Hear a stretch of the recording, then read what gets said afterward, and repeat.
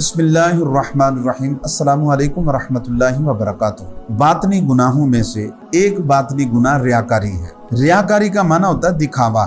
اللہ تعالیٰ کی عبادت کے ذریعے بندوں کا ارادہ کرنا ریاکاری کہلاتا ہے، یعنی عبادت اللہ کی اور دکھانا بندوں کو، اس کو کہتے ہیں ریاکاری۔ کسی بھی عمل میں اللہ کے علاوہ کسی اور کا لحاظ رکھتے ہوئے عمل کرنا، اخلاص کو چھوڑ دینا، اللہ کی رضا کے علاوہ کسی اور بندے کی رضا حاصل کرنا اور لوگوں کو دکھانا، اس کو ریاکاری کہا جاتا ہے۔ اللہ رب العزت قرآن مجید برہان رشید سورہ بقرہ آیت نمبر 264 میں ارشاد فرماتا ہے، یا ایھا الذین آمنوا لا تبطلوا صدقاتکم بالمن والاذی کالذی ينفق مالہ رئاء الناس، کہ اے ایمان والو اپنے صدقے باطل نہ کر دو احسان رکھ کر اور ایذا دے کر، اور اس طرح جو اپنا مال لوگوں کو دکھلاوے کے لیے تم خرچ کرتے ہو۔ تو یہ قرآن مجید برہان رشید نے یعنی واضح طور پر بتا دیا کہ جو تم دکھلاوے کے لیے عمل کرو گے اللہ تعالیٰ اس کو ضائع کر دے گا، کوئی بھی عمل ہو اس میں۔ تو پھر رسول اکرم تاجدار انبیاء صلی اللہ علیہ وآلہ وسلم نے ارشاد فرمایا، حضور فرماتے ہیں مجھے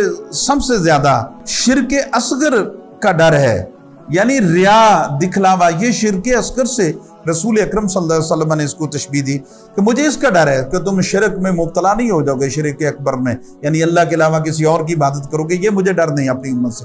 ڈر اس چیز پہ ہے کہ شرک اصغر یعنی دکھلاوے کے لیے یہ اعمال نہ کریں۔ قیامت کے دن اللہ رب العزت لوگوں کو جزا دیتے ہوئے فرمائے گا کچھ لوگوں سے کہ تمہیں میرے پاس کوئی جزا نہیں، جن لوگوں کے لیے تم نے اعمال کیے تھے جاؤ ان سے جا کر اس کی جزا لو۔